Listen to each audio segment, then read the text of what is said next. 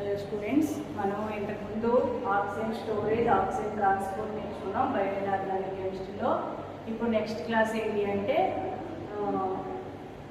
Electron transport system. Electron transport system తీసుకెళ్ళి దీనిలో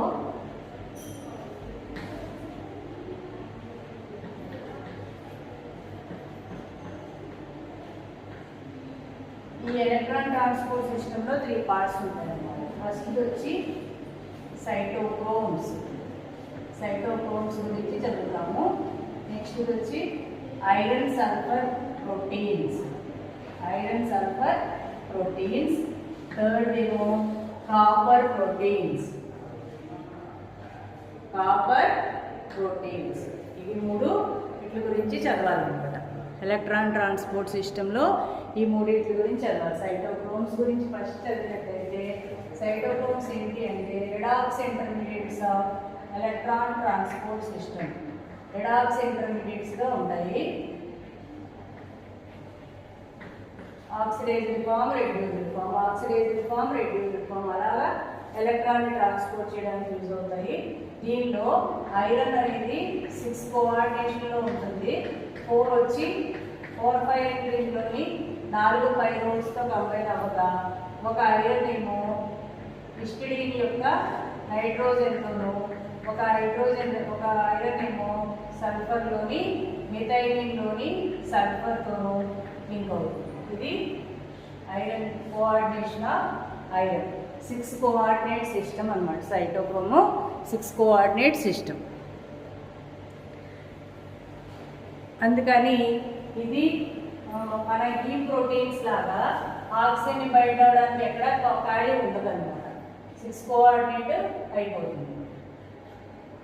అక్కడ కూడా 6 కోఆర్డినేటే, కానీ ఒకటి ఖాళీ ఉండి అది ఆక్సిజన్ని బైండ్ చేస్తుంది. ఇదేమో మరి ఇది ఆక్సిజన్ బైండ్ చేయడం ఏం చేయదు కదా. అందుకని ఇక్కడ ఉన్న ఐరన్ అనేది ఆక్సిడైజ్ అవ్వడం, రెడ్యూస్ అవ్వడం ద్వారా ఎలక్ట్రాన్ని ట్రాన్స్పోర్ట్ చేస్తుంది అన్నమాట. ఇక్కడ జరిగేటువంటి సైటోక్రోమ్లో ఉన్న ఈ ఐరన్ ఏదైతే ఉందో అది ఆక్సిడైజ్డ్, రెడ్యూస్డ్ ఫామ్గా కన్వర్ట్ అవుతుంది. మనకి ఈ సైటోక్రోమ్స్లో 3 ఉన్నాయి. ఫస్ట్ వచ్చి సైటోక్రోమ్ సి. ఇది సైటోక్రోమ్ సి యొక్క స్ట్రక్చర్ అన్నమాట. Iron 4 pyrrole rings, N histidine, sulphur methylene. Next వచ్చి సైటోక్రోమ్ ఆక్సిడేజ్ అనేది ఇంకొక సైటోక్రోమ్ అన్నమాట.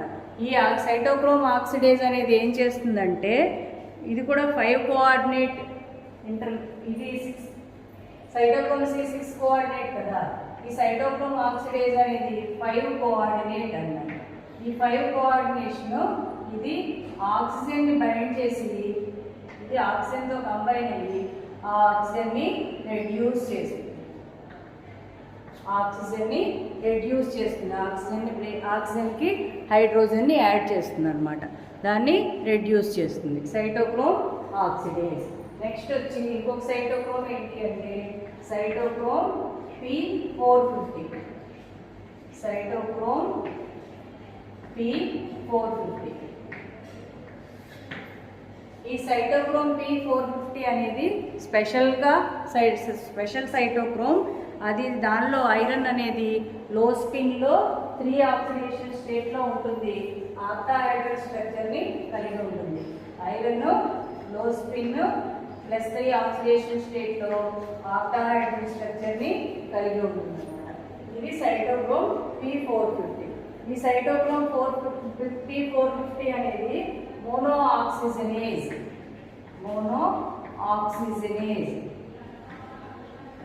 ఈ మోనో ఆక్సిజనేజ్ అనేది ఏం చేయగలుగుతుంది? ఆల్డిహైడ్ని యాసిడ్గా మారుస్తుంది. ఆల్కీన్కి ఈపాక్సైడ్గా మారుస్తుంది. అంటే ఎక్కడైనా ఒక దగ్గర డబుల్ బాండ్ దగ్గర ఆక్సిజన్ని యాడ్ చేస్తుంది అనమాట. C డబుల్ బాండ్ O ఉంటుంది కదా ఆల్డిహైడ్లో, అక్కడ COOHగా మారుస్తుంది.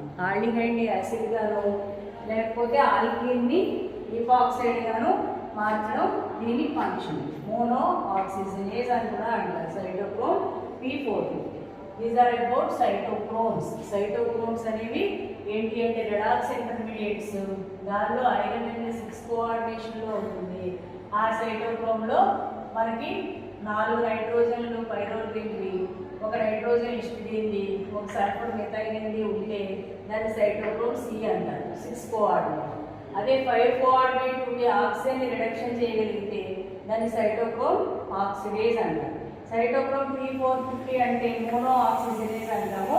దానిలో ఐరన్ రీఆక్సిడేషన్ స్టేట్లో ఉండి లో స్పిన్లో ఉంటుంది. ఆక్టాహైడ్రల్ స్ట్రక్చర్ని కలిగి ఉంటుంది. అది ఏం చేయగలుగుతుందంటే ఆల్డిహైడ్ని యాసిడ్గా మార్చగలుగుతుంది, లేదా ఆల్కీన్ని ఈపాక్సైడ్గా మార్చగలుగుతుంది. These are about cytochromes.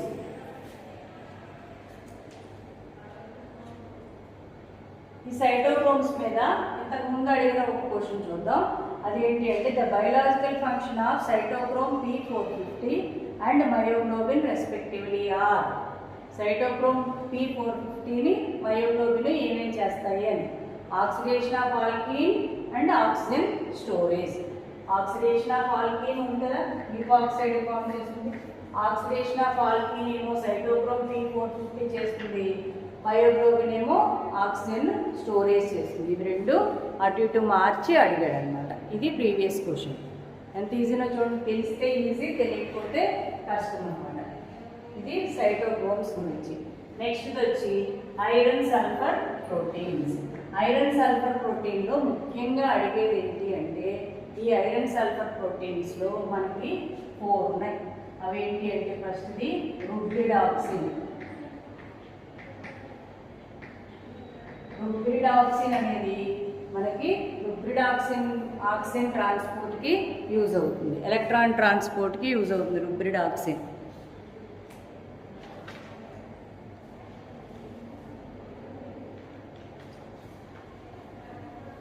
ఎవరిలో rubredoxin electron transporting bacteria. Electron transporting bacteria చేయగలుగుతుంది. బ్యాక్టీరియాలో ఎలక్ట్రాన్ ట్రాన్స్పోర్ట్ చేయగలిగే దాన్నేమో ఐరన్ సల్ఫర్ ప్రోటీన్ రుబ్రిడాక్సిన్ అంటారు. అలా కాకుండా రెండవది ఏంటి అంటే ఫెరిడాక్సిన్. ఈ ఫెరిడాక్సిన్ ఏమో ఎలక్ట్రాన్ ట్రాన్స్పోర్టింగ్ ప్లాంట్స్లో చేస్తుంది. ప్లాంట్స్లో ఎలక్ట్రాన్ ట్రాన్స్పోర్ట్ చేసేది ఫెరిడాక్సిన్. అల్ఫా ఐరన్ సల్ఫర్ ప్రోటీన్స్లో మనకి 2 టైప్స్ ఉన్నాయి. Rubredoxin helps in electron transport of bacteria. Ferredoxin helps in electron transport of plants. ఈ ఫెరిడాక్సిన్లో రుబ్రిడాక్సిన్ యొక్క ఫార్ములా ఏంటి అంటే FeS. రుబ్రిడాక్సిన్ FeS0. దీనిలో ఈ ఐరన్ సల్ఫర్ ప్రోటీన్స్లో మనకి ఐరన్ అనేది ఎప్పుడు కూడా ఐరన్ టెట్రాహైడ్రల్గా ఉంటుంది. ఐరన్ 4 బాండ్స్ని ఫామ్ చేయాలి. అది గుర్తుపెట్టుకోండి. ఐరన్ 4 బాండ్స్ని ఫామ్ చేయాలి. దీని గురించి వివరంగా నేర్చుకుందాం. ఐరన్ సల్ఫర్ ప్రోటీన్స్ అనేది చాలా పెద్ద టాపిక్. దీన్ని వివరంగా విడిగా నేర్చుకుందాం. ఇప్పుడు ఇది cytochromes, iron sulphur proteins, copper proteins. సైటోక్రోమ్స్లో 3 చెప్పుకున్నాం. Cytochrome oxidase, cytochrome P450 or monooxygenase, cytochrome C. ఇవి కాకుండా ఐరన్ సల్ఫర్ ప్రోటీన్స్ గురించి క్లియర్గా నేర్చుకుందాం. నెక్స్ట్ వచ్చి ఐరన్ సల్ఫర్ ప్రోటీన్స్.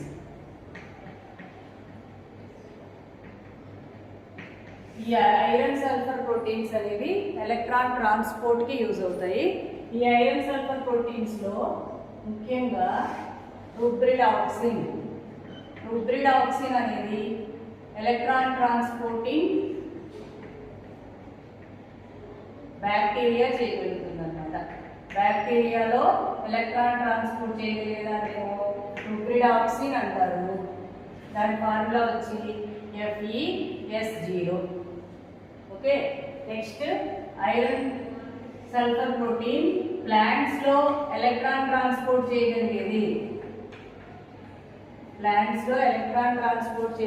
ఎవరు అంటే ఫెరిడాక్సిన్. పెరిడాక్సిన్. ఇవి రెండు ముఖ్యమైనటువంటి ఎలక్ట్రాన్ ట్రాన్స్పోర్ట్ చేసేటువంటి ఐరన్ సల్ఫర్ ప్రోటీన్స్ అన్నమాట. దీనిలో ఎక్కువగా అడిగేటువంటి బిట్స్ ఏంటి అంటే ఎప్పుడు కూడా ఐరన్ సల్ఫర్ ప్రోటీన్స్ అది ఏదైనా కూడా రుబ్రిడాక్సిన్ అయినా పెరిడాక్సిన్స్ అయినా కూడా ఐరన్ టెట్రాహైడ్రల్ స్ట్రక్చర్ని కలిగి ఉంటుంది, 4 బాండ్స్ని ఫామ్ చేయగలుగుతుంది. ఇక్కడ ముఖ్యంగా అడిగేటువంటి క్వశ్చన్స్ ఏంటి అంటే ఐరన్ సల్ఫర్ ప్రోటీన్స్లో ముఖ్యంగా అడిగేటువంటి క్వశ్చన్లు ఏంటి అనేది చూద్దాం. ఐరన్ సల్ఫర్ ప్రోటీన్స్ అన్నిటిలోనూ కూడా ఐరన్ అనేది టెట్రాహైడ్రల్ స్ట్రక్చర్లో ఉంటుంది, 4 బాండ్స్ని ఫామ్ చేస్తుంది. దీనిలో ఐరన్ సల్ఫర్ ప్రోటీన్స్లో మనకి మొత్తం 4 ఉంటాయి. ఫస్ట్ రుబ్రిడాక్సిన్లో FeS0, పెరిడాక్సిన్లో వచ్చి Fe2S2 protein, Fe3 Fe4S4 protein, Fe3S4 protein, next Fe4S4 proteins. ఇవి 4 టైప్స్ అన్నమాట. ఇది Fe3 ఐరన్ సల్ఫర్ ప్రోటీన్స్. ఇవి వీటిలో ఏమేమి క్వశ్చన్లు అడుగుతారంటే మీరు గుర్తుపెట్టుకోవాల్సింది ఈ ఇక్కడ ఫార్ములాలో కనపడే ఈ సల్ఫర్ ఏదైతే ఉందో దీన్ని లెబైల్ సల్ఫర్ అంటారు. Labile sulphur. Labile sulphur items ఎన్ని ఉన్నాయి అని అడుగుతారు. రుబ్రిడాక్సిన్లో లెబైల్ సల్ఫర్ ఐటమ్స్ ఎన్ని ఉన్నాయి? 0. Labile sulphur items 0. Labile sulphur అన్న ఇనార్గానిక్ సల్ఫర్ అన్న ఒకటి. ఇనార్గానిక్ సల్ఫర్ అన్న ఒకటే అన్నమాట. నెక్స్ట్ దీనిలో ఐరన్ 4 బాండ్స్ ఫామ్ చేస్తున్నారు కదా. మరి 4 బాండ్స్లోనూ ఈ లెబైల్ సల్ఫర్ లేదు కదా, ఇనార్గానిక్ సల్ఫర్. ఆర్గానిక్ సల్ఫర్ ఎలా ఉంటుందంటే 416 యూనిట్స్గా ఉంటుంది. 416లో సల్ఫర్తో కంబైన్ అవుతుంది. వీటిని organic sulphur or inert sulphur అంటారు. కాబట్టి ఆర్గానిక్ సల్ఫర్ లేకున్నాయి 4 ఉన్నాయి. ఐరన్ యాటమ్ ఒకటి ఉంది, దానిలో 0 ఏమో ఇన్ఆర్గానిక్ సల్ఫర్లు ఉన్నాయి, 4 ఏమో ఆర్గానిక్ సల్ఫర్లు ఉన్నాయి. ఇది ఒక క్వశ్చన్. దేనిలో అయినా అడిగేటువంటి వాటికి కూడా చూడండి.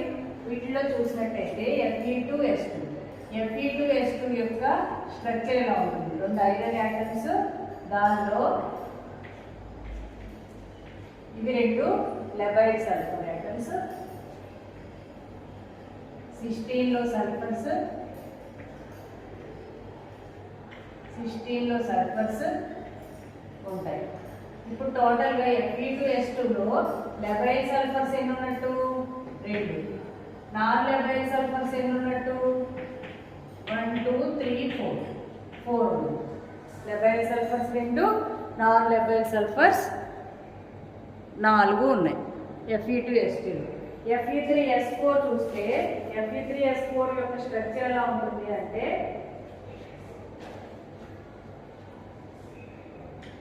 Fe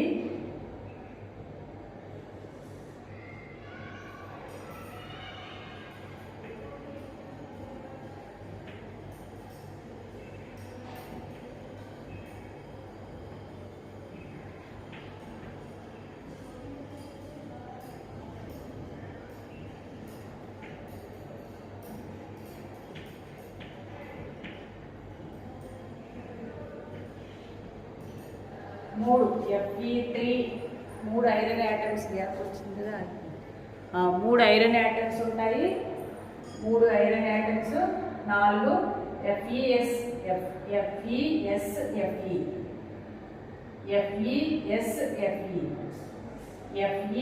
FeSFe,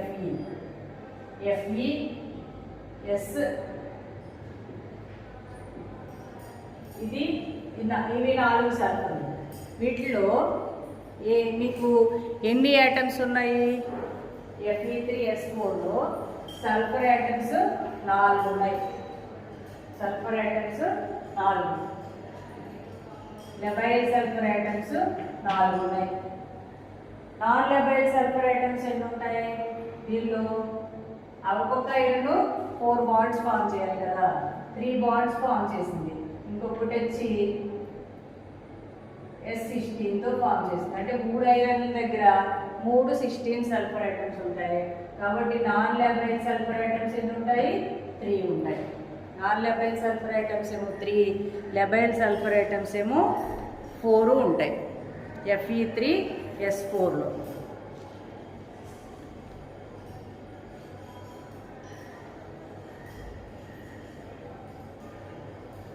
ఇక్కడ దీని స్ట్రక్చర్ వచ్చామా ఇలా ఉంటుంది.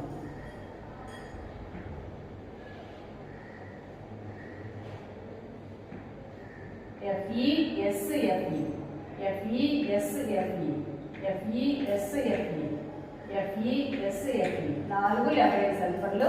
నాన్ లెబైల్ వచ్చి ఒక్కొక్క ఐరన్కి 16 సల్ఫర్లు ఒక్కొక్కటి ఉంటాయి. ఇది FeS4 Fe3S4 యొక్క స్ట్రక్చర్ అన్నమాట. నెక్స్ట్ వచ్చి Fe4S4 అంటే ఇది క్యూబాయిడ్ స్ట్రక్చర్ ఉంటుంది. ఇలాగా సింపుల్ క్యూబ్ లాగా ఉంటుంది. దీనిలో ఆల్టర్నేటివ్గా ఐరన్ సల్ఫరు ఉంటాయి. Fe4S4లో ఆల్టర్నేటివ్గా ఐరన్ సల్ఫరు ఉంటాయి. ఎలా అంటే చూడండి, ఇది ఐరన్ వేసుకున్నారు అనుకోండి, ఇది సల్ఫర్, మళ్ళీ ఇది ఐరన్, ఇది సల్ఫర్, ఇది ఐరన్ కదా, ఇది సల్ఫర్, ఇది ఐరన్, ఇది సల్ఫర్, నెక్స్ట్ ఇది ఐరన్. అలా Fe4S4లో 4 ఐరన్లు 4 సల్ఫర్లు ఆల్టర్నేటివ్గా ఉంటాయి. దానిలో లెబైల్ సల్ఫర్స్ ఎన్ని అంటే 4, నాన్ లెబైల్ సల్ఫర్స్ ఎన్ని అంటే ప్రతి ఐరన్ దగ్గర ఒక్కొక్క 16 సల్ఫర్ ఉంటుంది. ప్రతి ఐరన్ దగ్గర ఒక్కొక్క 16 సల్ఫర్ ఉంటుంది. కాబట్టి నాన్ లెబైల్ సల్ఫర్స్ ఎన్ని 4, లెబైల్ సల్ఫర్స్ 4, నాన్ లెబైల్ సల్ఫర్స్ 4 అన్నమాట. ఇది కాకుండా ఇంకా దీనిలో అడిగేటువంటి క్వశ్చన్లు ఏంటి అంటే ఐరన్ సల్ఫర్ ప్రోటీన్స్లో రుబ్రిడాక్సిన్ అనేది బ్యాక్టీరియాలో ఎలక్ట్రాన్ ట్రాన్స్పోర్ట్ యూజ్ అవుతుంది. పెరిడాక్సిన్ అనేది ప్లాంట్స్లో ఎలక్ట్రాన్ ట్రాన్స్పోర్ట్ యూజ్ అవుతుంది. వీటిలో లెబైల్ సల్ఫర్స్ ఎన్ని, నాన్ లెబైల్ సల్ఫర్స్ ఎన్ని అనేది ఒక క్వశ్చన్. ఇది కాకుండా ఇంకొకటి ఏంటి అంటే దీనిలో ఆక్సిడైజ్డ్ ఈఎస్ఆర్ యాక్టివా ఇన్యాక్టివా. ఓకే, ఇప్పుడు ఐరన్ సల్ఫర్ ప్రోటీన్స్లో ఇవి చూసాము. ఇందాక ఇది క్లియర్గా కనపడలేదమ్మా. Fe4S4 ఇది Fe4S4లో 4 సల్ఫర్స్ 4 ఐరన్స్ ఆల్టర్నేటివ్గా ఉంటాయి. దీనిలో FeSFe ఇలా బ్రిడ్జ్ సల్ఫర్స్ 4 ఉంటాయి, లెబైల్ సల్ఫర్స్, నాన్ లెబైల్ సల్ఫర్స్ 4 ఉంటాయి. ఇవి కాకుండా ఈ ఐరన్ సల్ఫర్ ప్రోటీన్స్లో అడిగేటువంటి ఇంకా ఇంపార్టెంట్ క్వశ్చన్ ఏంటి అంటే వాటి యొక్క ఈఎస్ఆర్ యాక్టివిటీ గురించి, ఆక్సిడైజ్డ్ ఫామ్, రెడ్యూస్డ్ ఫామ్ గురించి. దీనిలో రుబ్రిడాక్సిన్ అనేది ఆక్సిడైజ్డ్ ఫామ్లో ఉందనుకోండి, Fe+3 ఫామ్లో ఉంటుంది. Fe+3 అంటే S2D6 కదా, 3 ఎలక్ట్రాన్స్ పోతే D5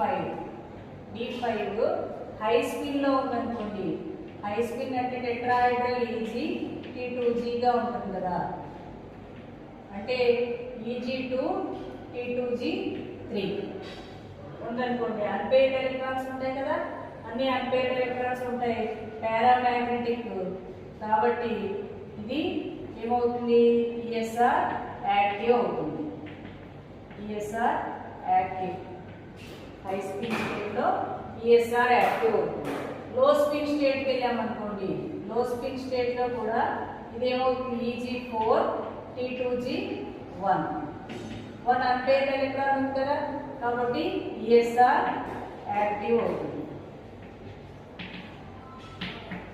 ఆక్సిడైజ్డ్ ఫామ్లో రుబ్రిడాక్సిన్ అనేది ఆక్సిడైజ్డ్ ఫామ్లో ఉంటే కనుక అది ఆక్సిడైజ్డ్ ఫామ్లో ఉన్నప్పుడు ఈఎస్ఆర్ యాక్టివ్. అదే రెడ్యూస్డ్ ఫామ్లోకి వెళ్ళింది అనుకోండి, రెడ్యూస్డ్ ఫామ్లోకి వెళ్తే అది ఏమవుతుంది, ఐరన్ 2 అంటే D4 3,4 అన్నప్పుడు హై స్పిన్ అనుకోండి. హై స్పిన్ అంటే Eg4 T2G0. ఇది ఏమవుతుంది? ESR ఇన్యాక్టివ్ అవుతుంది. ESR inactive. హై స్పిన్ అనుకోండి Eg2 T2G2. Eg2 T2G2 ఉంటాయి కాబట్టి ఇది ESR యాక్టివ్ అవుతుంది. హై స్పిన్ అప్పుడు యాక్టివ్ అవుతుంది. ESR యాక్టివ్ అవుతుంది. ఇప్పుడు రెడ్యూస్డ్ ఫామ్ లో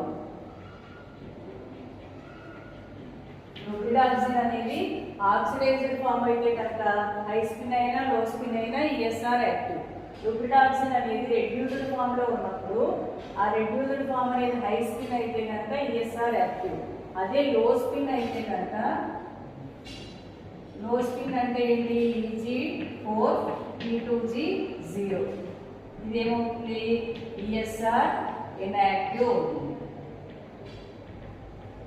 ESR inactive. ESR active, ESR active oxidised form లో, ESR యాక్టివ్ రెడ్యూస్డ్ ఫామ్ లో హై స్పిన్ అయితే, ESR ఇన్యాక్టివ్ రెడ్యూస్డ్ ఫామ్ లో లో స్పిన్ అయితే.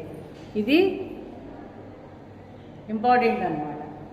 నెక్స్ట్ వచ్చేసరికి ఫెరిడాక్సిన్ లో ఎలా ఉంటుంది? ఫెరిడాక్సిన్ లో ఆక్సిడైజ్డ్ ఫామ్, రెడ్యూస్డ్ ఫామ్. 2 ఐరన్లు ఉన్నాయి కదా, 2 ఐరన్లు ఆక్సిడైజ్డ్ ఫామ్ లో +3 ఆక్సిడేషన్ స్టేట్ లో ఉంటాయి. ఆక్సిడైజ్డ్ ఫామ్ లో 2 ఐరన్లు ప్లస్ ఐరన్ +3 ఫామ్ లో ఉంటాయి. అదే రెడ్యూస్డ్ లోకి వెళ్ళేసరికి ఐరన్లు ఒకటే రెడ్యూస్ అవుతుంది, రెండోది రెడ్యూస్ అవ్వదు, రెండోది +3 ఫామ్ లో ఉంటుంది. ఇక్కడ 2 +3 ఫామ్ లో ఉంటాయి. ఎప్పుడైనా కూడా ఒకటి గుర్తుపెట్టుకోండి, ఒక కాంప్లెక్స్లో ఒక ప్రోటీన్లో కనుక 2 మెటల్ ఆటమ్స్ కనుక సేమ్ ఆక్సిడేషన్ స్టేట్లో ఉన్నట్టయితే, అవి సేమ్ ఆక్సిడేషన్ స్టేట్లో ఉంటే అవి ESR ఒకదాన్నొకటి యాంటీ ఫెర్రోమాగ్నెటిక్ కపులింగ్ చేసుకుంటాయి. యాంటీ ఫెర్రోమాగ్నెటిక్ కపులింగ్ చేసుకుని అవి ESR ఇన్యాక్టివ్ అవుతాయి. ESR ఇన్యాక్టివ్ ఆక్సిడైజ్డ్ ఫామ్ లో 2 ఐరన్లు ఒకదాన్నొకటి క్యాన్సిల్ చేసేసుకుంటాం. ఇక్కడ ఒక ఐరన్ ఏమో +2లో ఉంది, ఒక ఐరన్ ఏమో +3లో ఉంది. ఒక ఐరన్నే రెడ్యూస్ అవుతుంది, 2 ఐరన్లు రెడ్యూస్ అవ్వవు. ఇక్కడ ఒక ఐరన్నే ఉంది, దీనిలో ఒక ఐరన్నే ఉంది. రుబ్రిడాక్సిన్ అంటే FeS0 కదా, ఒక ఐరన్నే ఉంది, అది రెడ్యూస్ అయింది. దాని గురించి మాట్లాడాలి. ఇక్కడ 2 ఐరన్లు ఉన్నాయి, 2 ఐరన్లు ఒకటి రెడ్యూస్ అవుతుంది, ఒకటి అలాగే ఉంటుంది. ఒక 2 అలాగే ఉన్నప్పుడు ఒకదాన్ని క్యాన్సిల్ చేసేసుకుంటాయి. ఒకటి రెడ్యూస్ అయినప్పుడు ఇదొక ఆక్సిడేషన్ స్టేట్, ఇదొక ఆక్సిడేషన్ స్టేట్ కాబట్టి ఇది ESR యాక్టివ్ ఉంటుంది. ESR యాక్టివ్, రెడ్యూస్డ్ ఫామ్ ఏమో ESR యాక్టివ్, ఆక్సిడైజ్డ్ ఫామ్ ఏమో ESR ఇన్యాక్టివ్. నెక్స్ట్ Fe3S4కి వచ్చేసరికి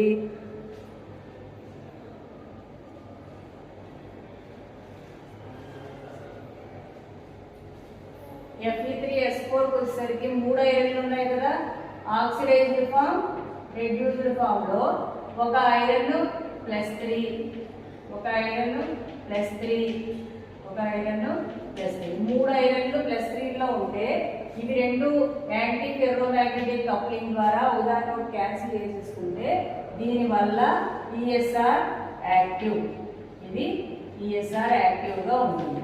ఇప్పుడు ఇది మళ్ళీ Fe+ ఒక ఐరన్ Fe+2గా రెడ్యూస్ అయింది అనుకున్నాం. 2 Feలు ఎలా ఉంటాయి? +3గా ఉంటాయి. 2 ఐరన్లు, ఈ 2 ఐరన్లు ఉదాహరణ క్యాన్సిల్ చేసేసుకుని యాంటీ ఫెర్రోమాగ్నెటిక్ కప్లింగ్ ద్వారా దీనివల్ల ఇది ESR యాక్టివ్. కాబట్టి Fe3S4లో స్పెషల్గా ఆక్సిడైజ్డ్ ఫామ్లోను రెడ్యూస్డ్ ఫామ్లోను కూడా యాక్టివ్గా ఉన్నాయి. అలాగే రుబ్రిడాక్సిన్లో కూడా ఇది యాక్టివ్, ఇది యాక్టివ్గా ఉన్నాయి. మిగిలిన దానిలో ఇన్యాక్టివ్, యాక్టివ్గా ఉంది. Fe4S4 దగ్గరికి వచ్చేసరికి 4 Fe కదా, ఆక్సిడైజ్డ్ ఫామ్లో Fe3లు 4 ఉంటాయి. 4 Fe3లో రెండు కలిపి కప్లింగ్ అయిపోయినాయి అనుకోండి, అప్పుడు ఏమవుతాయి? ఈఎస్ఆర్ ఇన్యాక్టివ్ అవుతుంది. అది ఈఎస్ఆర్ ఇన్యాక్టివ్ అవుతుంది. ఇప్పుడు ఒక ఐరన్ రెడ్యూస్ అయింది అనుకోండి, ఒక ఐరన్ రెడ్యూస్ అయితే ఐరన్ 2లోకి వెళ్తుంది, మిగిలినవన్నీ ఐరన్ 3లో ఉన్నాయి. 3 ఐరన్లు ఐరన్ 3లో ఉన్నాయి, ఒక ఐరన్ 2లో ఉంది. ఇందులో 2 ఐరన్ 3లు యాంటీ ఫెర్రోమాగ్నెటిక్ కప్లింగ్ అయిపోయినా వీటి వల్ల ఇది ఈఎస్ఆర్ యాక్టివ్ అవుతుంది. ఫస్ట్ రెడ్యూస్డ్ ఫామ్లోనేమో ఐఎస్ఆర్ ఇన్యాక్టివ్, Fe4S4లో రెడ్యూస్డ్ ఫామ్లోనేమో ఈఎస్ఆర్ యాక్టివ్, ఆక్సిడైజ్డ్ ఫామ్లో ఈఎస్ఆర్ ఇన్యాక్టివ్. అదే Fe2S2కి వచ్చేసరికి ఆక్సిడైజ్డ్ ఫామ్లో ఈఎస్ఆర్ ఇన్యాక్టివ్, రెడ్యూస్డ్ ఫామ్లో ఈఎస్ఆర్ యాక్టివ్. అది Fe3S4 అయితే రెండిట్లోనూ యాక్టివ్. ఇవి గుర్తుపెట్టుకోవాలి. ఓకే, ఇది ఐరన్ సల్ఫర్ ప్రోటీన్స్లో అడిగేటువంటిది అన్నమాట.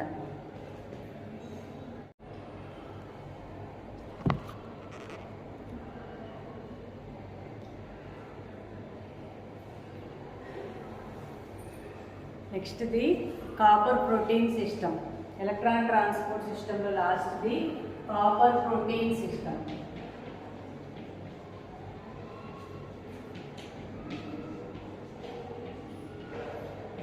ఈ కాపర్ ప్రోటీన్ సిస్టంలో 3 టైప్స్ ఉన్నాయి. Type 1 protein, type 2 protein, third one is haemocyanin. ఈ హీమోసయానిన్ గురించి మనం ఆల్రెడీ చదివేసుకున్నాం. ఇప్పుడు టైప్ 1 ప్రోటీన్, టైప్ 2 ప్రోటీన్ గురించి చదవాలి. టైప్ 1 ప్రోటీన్ని బ్లూ కాపర్ ప్రోటీన్ అంటారు. Blue copper protein.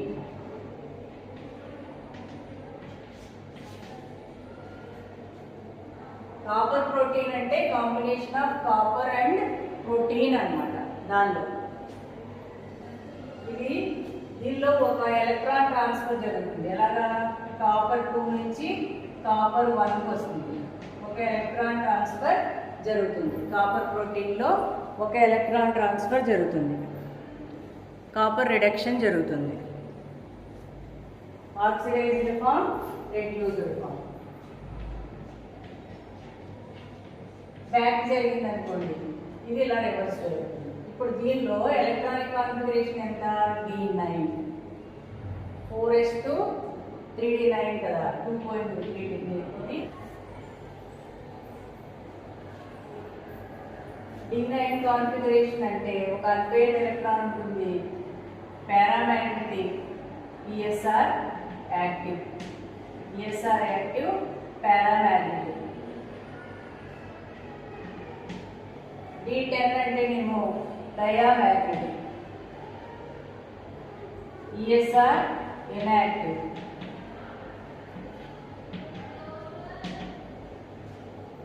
Copper reduced ఫామ్లో ఈఎస్ఆర్ ఇన్యాక్టివ్ అన్నమాట. కానీ దీనికి ఈ పారామాగ్నెటిక్ D9కి బ్లూ కలర్ వస్తుంది.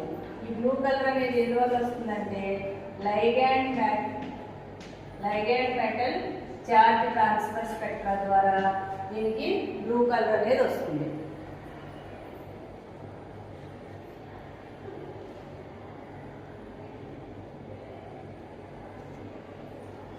టైప్ 2 వచ్చి non blue copper protein. Non blue copper protein. ఈ నాన్ బ్లూ కాపర్ ప్రోటీన్కి ఎగ్జాంపుల్ ఏంటి అంటే galacto oxidase. Galacto oxidase. It converts primary alcohol into aldehyde. Galacto oxidase అనేది నాన్ బ్లూ కాపర్ ప్రోటీన్కి example. అది primary ఆల్కహాల్ని ఆల్డిహైడ్గా ఆక్సిడైజ్ చేసింది. ఇక్కడ బ్లూ కాపర్ ప్రోటీన్కి ఎగ్జాంపుల్స్ ఏంటి అంటే ప్లాస్టోసయానిన్, ఎజోరిన్, ఎజూరిన్. థర్డ్ వన్ వచ్చి సెల్యూరోప్లాస్మిన్.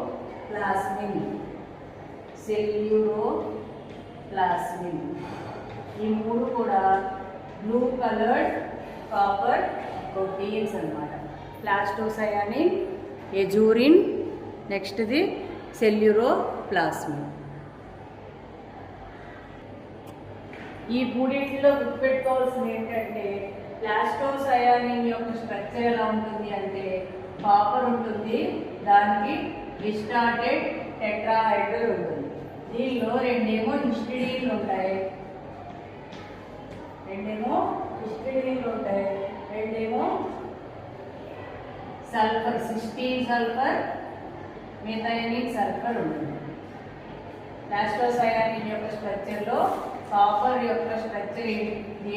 ప్లాస్టోసయానిన్ స్ట్రక్చర్ అంటే distorted tetrahedral structure. Copper is linked to 2 histidines, nitrogens and 1 cysteine sulfur and 1 methionine sulfur. Next ఎజూరిన్కి వచ్చేసరికి ఎజూరిన్ యొక్క స్ట్రక్చర్ ఏంటి అంటే ఈ ప్లాస్టోసయానిన్ అనేది ఫోటోసింథసిస్లో ఎలక్ట్రాన్ ట్రాన్స్పోర్ట్ అనే స్టెప్ జరుగుతుంది, దానికి ఉపయోగపడుతుంది. ప్లాస్టోసయానిన్ ఫోటోసింథసిస్ జరిగేటప్పుడు ఎలక్ట్రాన్ ట్రాన్స్పోర్ట్కి ఉపయోగపడుతుంది.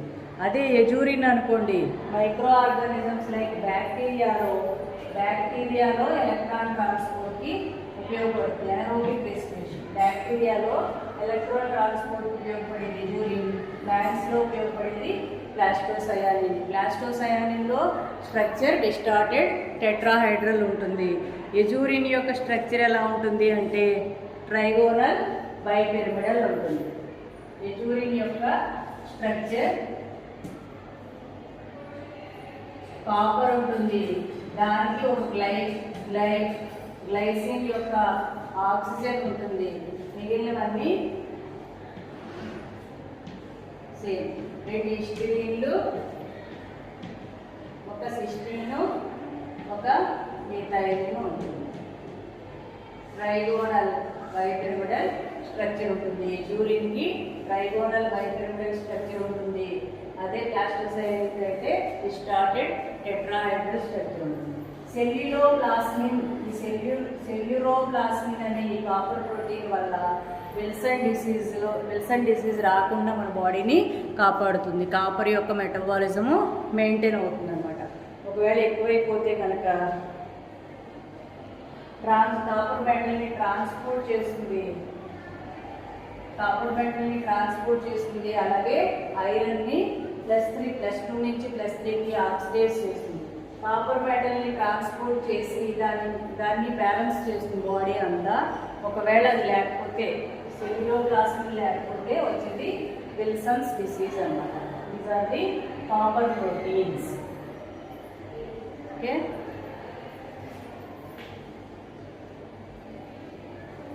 కొంచెం బోర్డు అది క్లియర్గా లేదమ్మా. నేను మామూలుగా కాలేజీలో క్లాస్లో చెప్తున్నాను, క్లాస్ రూమ్లో, అది కూడా ల్యాబ్లో క్లోజ్ రూమ్లో రికార్డింగ్ పెట్టుకుని, నాకు అంటే డిస్టర్బెన్స్ లేకుండా రికార్డింగ్ అవ్వాలి, కాలేజ్ టైంలోనే అవ్వాలి, వేరే అయితే నాకు కుదరదు కదా. ఇది నేను కొంతమంది నా స్టూడెంట్స్ సెట్కి ప్రిపేర్ అయ్యే స్టూడెంట్స్ని దృష్టిలో పెట్టుకునే చేస్తున్నాను.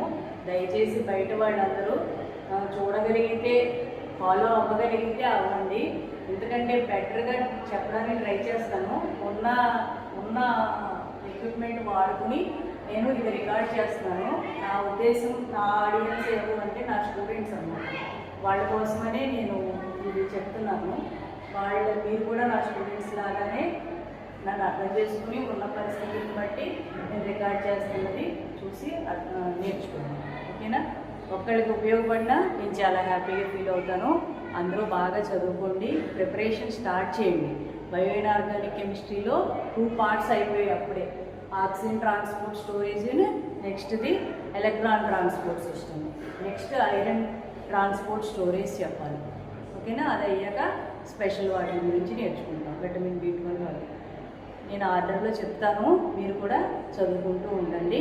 ప్రీవియస్ పేపర్స్ అకాడమీ వాళ్ళు ప్రీవియస్ పేపర్స్ బాగా చేశారు. 2011 నుంచి 21 వరకు ఉన్న పేపర్స్ అన్నీ విత్ ఆన్సర్స్ వాళ్ళు ఇస్తున్నారు. అవి మీరు ఇన్స్టిట్యూషన్ తరపున అందరూ నలుగురు ఫ్రెండ్స్ కలిపి కొనుక్కోవడం 1000 రూపీస్ అంటే పెద్ద విషయం కాదు కదా. నలుగురు మీద కొనుక్కుంటే అది కొనుక్కొని అవి చేసుకుంటే టాపిక్ అవ్వగానే మీకు ఆ బిట్స్ చేసినట్టయితే మీకు చాలా యూజ్ అవుతుందండి. Okay, wish you all the best.